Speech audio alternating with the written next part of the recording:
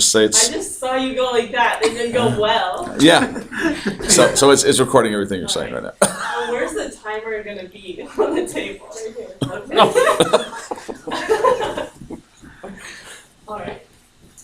Carpe diem. Seize the day, boys. Make your lives extraordinary. My 3-month anniversary with my long-distance boyfriend, Elias, was coming up, and I was completely determined to do something creative for him. And I was going to ship it on time, so it would land exactly in Michigan on October 8th. Sorry, Nicole. And it was going to be a great day. I was going to be the best girlfriend.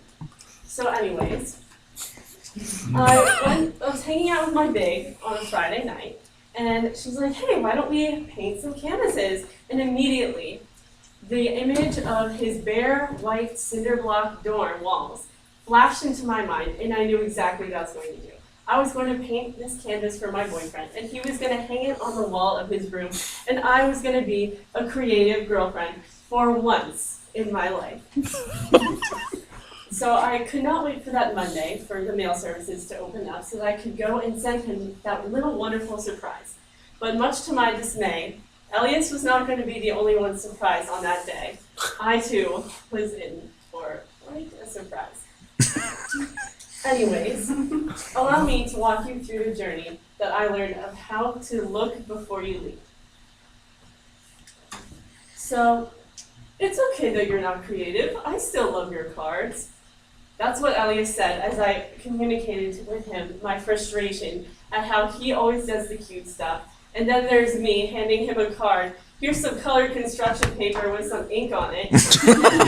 Oh, here's a lovely, intricate card with nice trim. And oh, I also threw in a few pictures and made it like a story. And oh, thanks, hon. Hope you like this. So, challenge accepted. I was going to now be the creative one and do something awesome. I didn't know how to become creative, but I was going to, and it was going to be magnificent.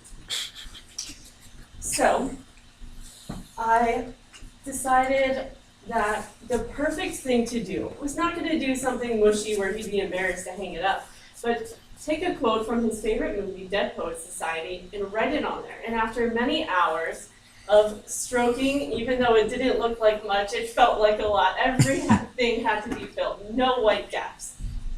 I decided my canvas is perfect. I cannot wait for Monday. So Monday came, and I trudged on up to mail services all the way up the hill.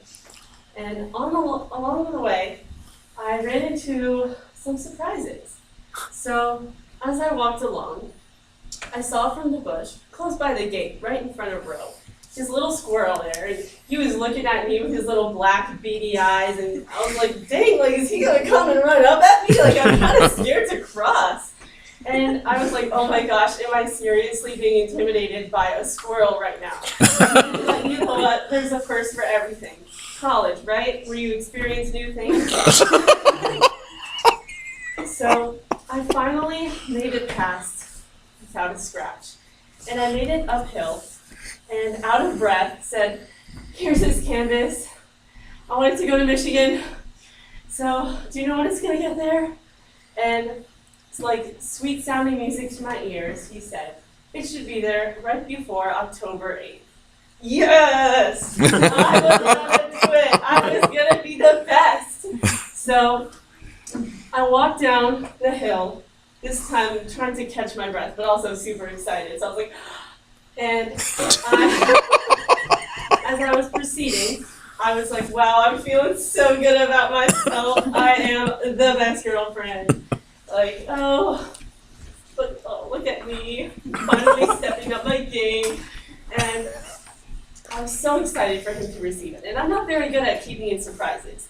Every card I've written him, I've always read to him before I've even mailed it. And I wish I was kidding. And so I had finally left this to be a surprise. But I had to at least let him know it was coming. So I texted him, and as I was texting him, I was like, oh, like, by the way, in a few days, check your mail, because I sent you a package. And as I was texting, I neglected to look at where I was walking. So I'm walking along, smiling to myself, texting, and I step in something what's this? Like, it's kind of furry, kind of gooey, kind of wet, and a lot of strange. So I was like, oh, whatever, finished sending my text. Oh, what's this slimy on my flip-flops? Like, what is this gray and red and weird on my toes? And so I was like, well, you know, being from Florida, we have fruit that grows on trees and it falls and opens up and it's gooey and you step in it and it's like, ew, nasty, but you can wash it off and you move on. So I turn around thinking, oh, what kind of fruit is this?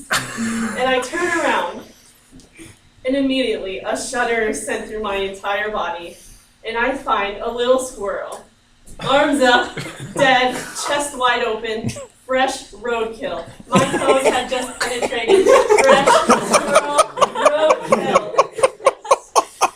Yeah, my mood was flipped. The next text that Elias got from me was, OMG, I have just stepped inside of a dead squirrel. On my flip-flops in my toes. I'm gonna cry.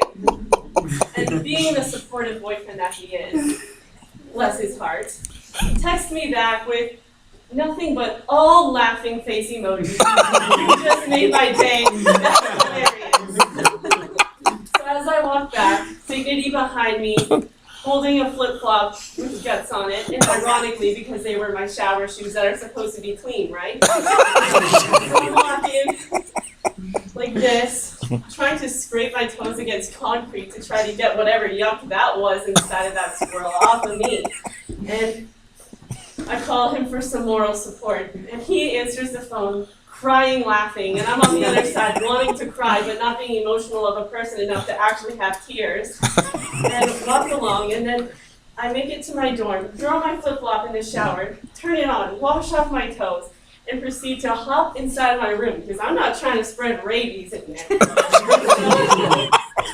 as I went on, I'm talking to him, my voice shaky, just in complete disbelief at what I had just experienced. And he's still laughing, enjoying it, but I was like, you know, this was all for you. And so I'm going on, and I go into my room, open the door, I'm hopping, talking on the phone, holding my wallet, going on like this, and yet again, neglected to look where I was walking, or hopping rather, and tripped over the carpet in front of my bed, and completely ate the carpet. Just completely. Everything went flying everywhere. I had to search a couple minutes to find my room key because it was slid under everything. And my roommate sat there, dying laughing, taking pictures of me laying on the floor. Meanwhile, still dirty toes from a squirrel guts.